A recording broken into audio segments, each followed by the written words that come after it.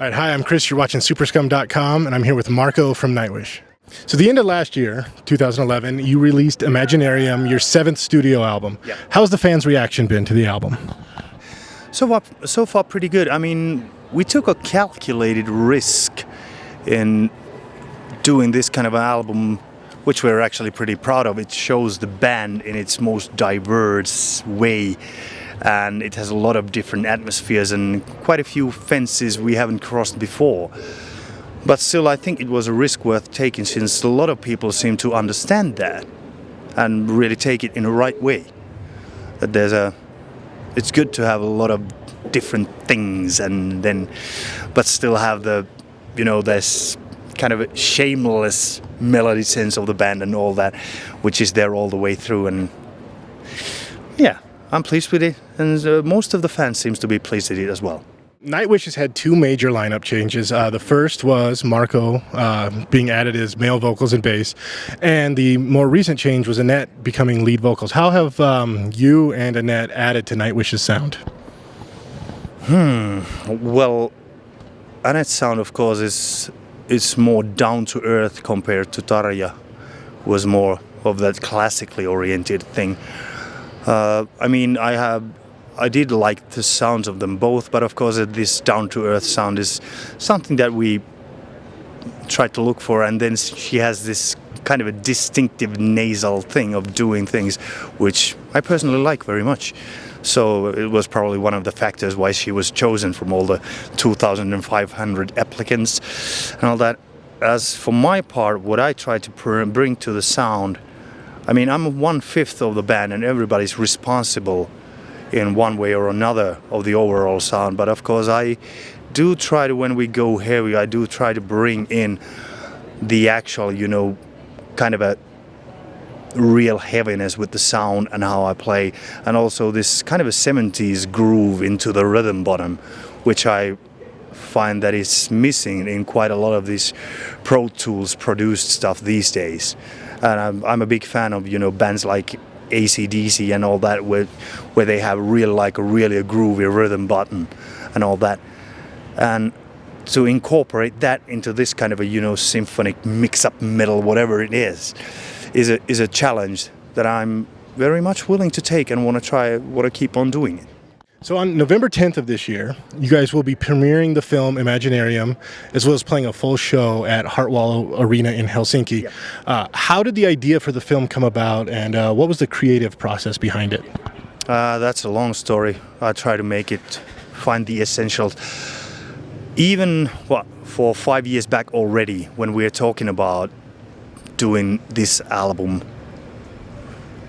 and figuring out what would be the new kind of a thing there, Thomas figured out that what if we would put something visual with it. And so in order to do that, the idea emerged that maybe shoot like short movies from all the songs, tie them all together somehow so that it would be a continuum, and make a release of an album and DVD at the same time.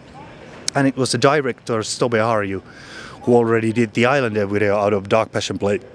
He said that, guys, if you're gonna be shooting like 12 short movies or something like that, you're gonna need a budget that you could use to shoot a full-length movie. Why not do that? Just like, oh, okay. And there the whole thing started to emerge.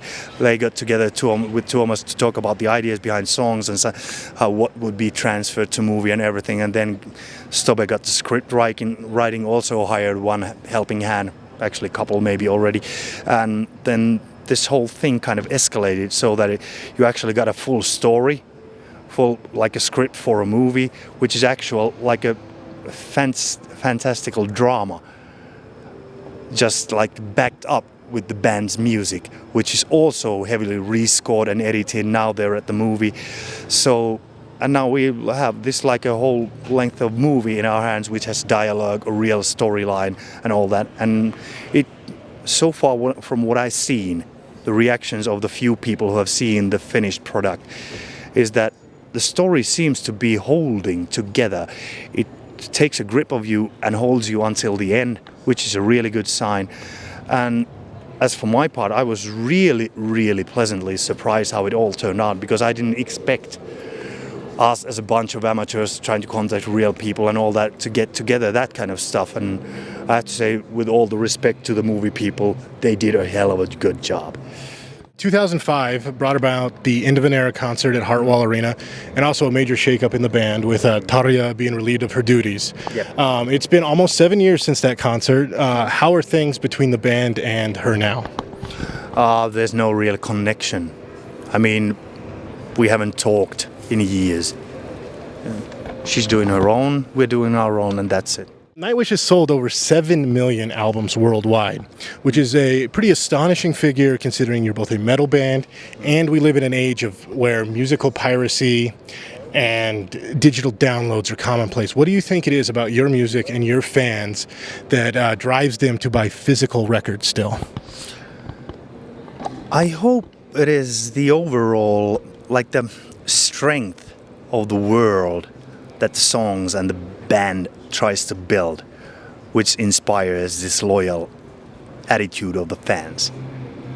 I hope it is that. And well, I see no other reason for it, basically, because there is a real genuine effort of doing stuff in a way that we ourselves first care about the music, the lyrics and the stuff that we're all going to be satisfied with, and then when you spread it around to people, they seem to get it as well. There is no like halfway efforts and no trying to, repeat success for something like writing a Nemo #2 or something like that. It's we always do what seems to be best for us at the time, and so far people have gotten it. So 2001 saw the near breakup of Nightwish. What events, helped prevent the breakup, and how has the sound changed since then? 2001, before you joined with Century Child. Ah, that one, yeah. Which means, if you don't have the answer, that's kind of yeah, well, I know that much, that Thomas was pretty much fed up with the whole thing. It was starting to be harder and harder to do the tours and keep the people happy in the band, and I guess there was a lot of diversion in the things people wanted to do, but somehow the things really, for a while at least, they got way better when I joined and we did Century Child, because the success was bigger than ever, and also I think the album also as a whole was like more compact and full of ideas that's really started to go on a more personal level than before. And I think that was a turning point why we also did so well with Once and touring after that. But of course we all know how it ended up then finally. Right. Which leads me to my next question, which is in 2002 Century Child takes on a deeper, darker, less innocent sound for Nightwish. Was that a direct result of the events leading up to 2001? Yeah, I think so. The darker, deeper sound. Well, as I said, it might be possible that me, for one part of being who I am, I really tried to add to that heavier, darker sound as much as I could. 2011's Imaginarium is a concept album. Were there any specific challenges of trying to keep a running theme throughout the album? No, not really. I mean, if it would be a whole-length story throughout song number 1 to song number 13 or something like that, then it would be harder. But this thing is more about the idea of how far you can go with your imagination. If you're down in a hole, really in the deep, dark places, will you get out of there? And will your imagination help you out of there? And this is the kind of a concept, that the idea that goes through a lot of different places there on the album. Over the last 15 to 20 years, Finland has produced a multitude of successful heavy metal bands. What do you think it is that allows Finland to have this diverse collection of popular, successful metal bands? It's a bit strange question, because I might be too close to that world in order to see it properly. But the Finnish attitude and what I saw in the scene when it was starting to, snowball, was that there were guys that were kind of feeding on a lot of the old school metal, also some different music areas and all that. And then as a really persistent way, building up the whole thing, wanted to sound good, wanted it to be produced good, wanted to sound well and do things really to the end. And then there was this, I suppose, also Spine Farm as a record company when it was still independent. They did a hell of a job also bringing these bands outside of Finland, because these guys, starting out as a new indie company, did a hell of a lot of work traveling to different, conventions about record companies and spreading this basically from hand to hand, these albums and all that, and helping the bands to get to tours with different people, warming up for different bands and all that.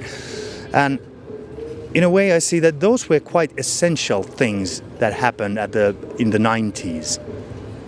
And well, now we all know that it's been going this far and people actually trust the Finnish genre to bring out really good bands and players and good songs.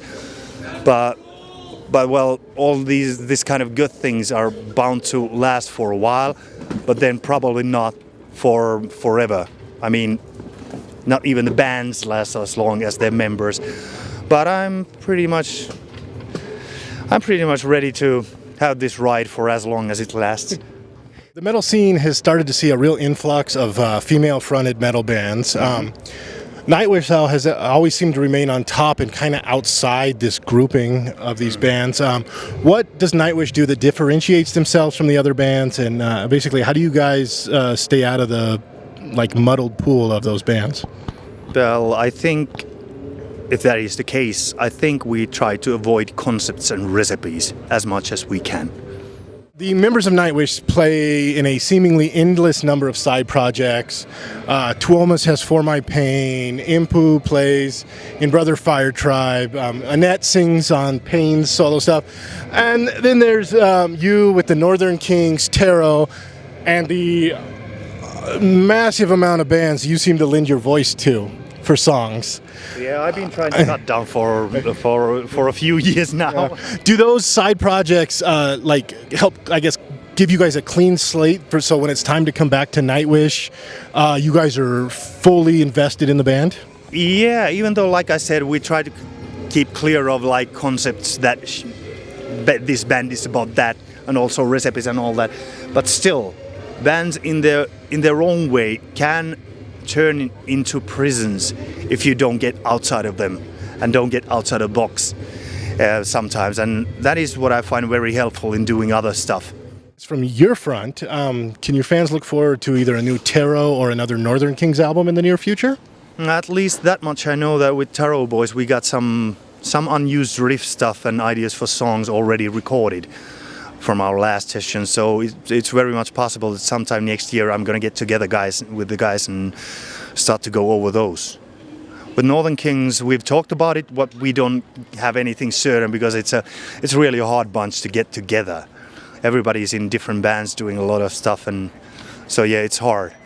And yeah, well, anyway, so far we've actually managed to do 1 TV live show and 2 live shows with the Northern Kings group with all the years and 2 albums that we have behind.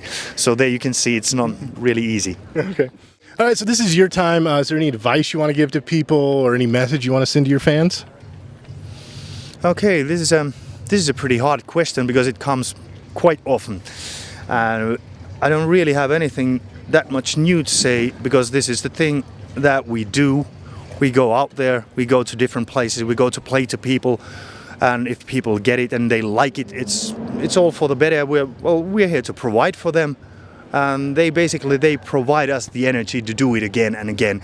So it's a great way to spend this, spend the days of your life doing this. So yeah, respect. All right, I'd like to thank Marco and Nightwish for their time. You've been watching Superskum.com.